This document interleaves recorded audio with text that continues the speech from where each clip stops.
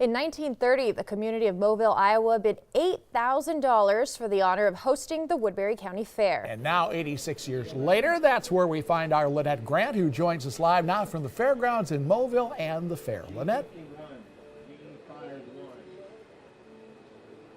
That's right, guys. I'm live here at the Woodbury County Fair. We're seeing a lot of people out and about right now. The fair just kicked off today, and the rides just began at 5 o'clock today.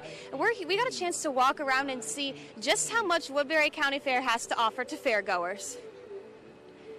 The 88th year of the fair continued the traditions of animal shows, complete with goats, pigs, and horses. Of course, the rides are sure to entertain those of all ages, from slides to even mechanical bull riding.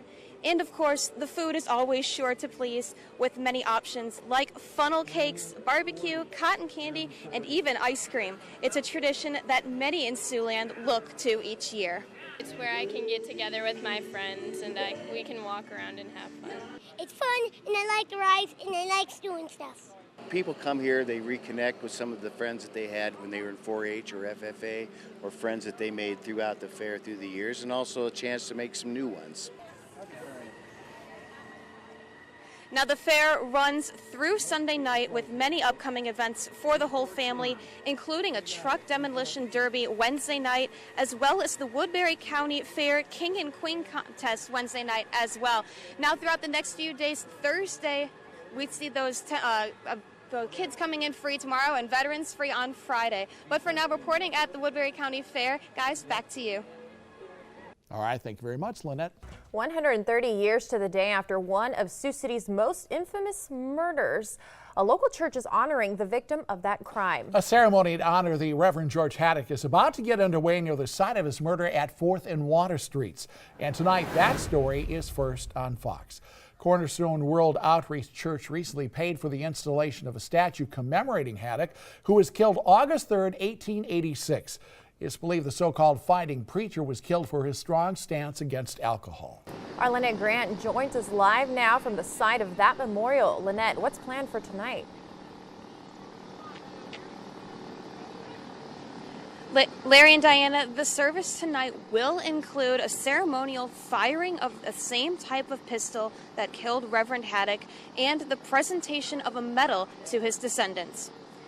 This new monument sits about a block away from where the Methodist minister was shot after he came out of a livery stable. In 1886, there were about 75 saloons and 2 breweries in Sioux City, which had a population of about 30,000 people.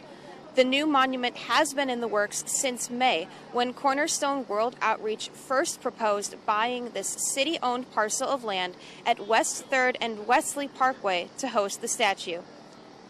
Coming up at 9:30, a ceremony to dedicate the new statue will begin. Reverend Carrie Gordon from Cornerstone World Outreach will officiate.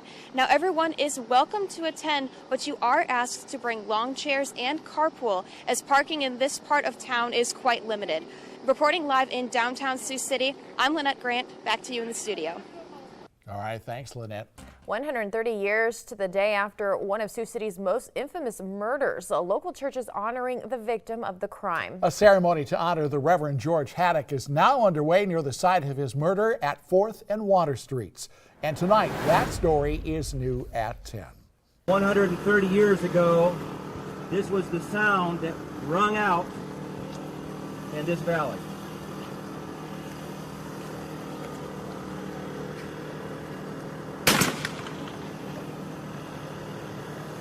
You are looking at live at the communion ceremony to dedicate that new memorial to Reverend George Haddock, located at the intersection of West 3rd Street and Wesley Parkway.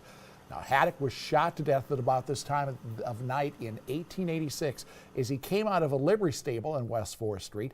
Haddock, who was known as the fighting preacher, was a crusader against the city's 75 saloons and 2 breweries. His accused killer later found not guilty by a jury. That new monument sits about a block away from the marker that designates the site where Haddock fell. It's just a good time to reflect on the 2 things that Haddock represents: the worst of America in his murder and the best of America in his character. And he's a hero, and we're proud of him, and we want people to know more about him.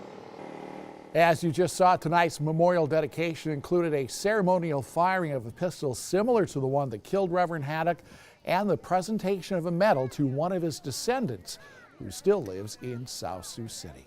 Speaking of history, last night marked the 130th anniversary of the murder of the Reverend George Haddock in Sioux City.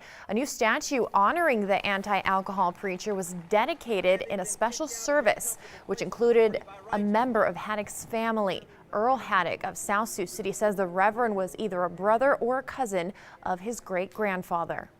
So many people turned out just to have this, and it's nice that they put that back and got it going again and put up a monument for him, because they had to tear it down here for the casino. During the service, Haddock was presented with a medal honoring his relative's service to God.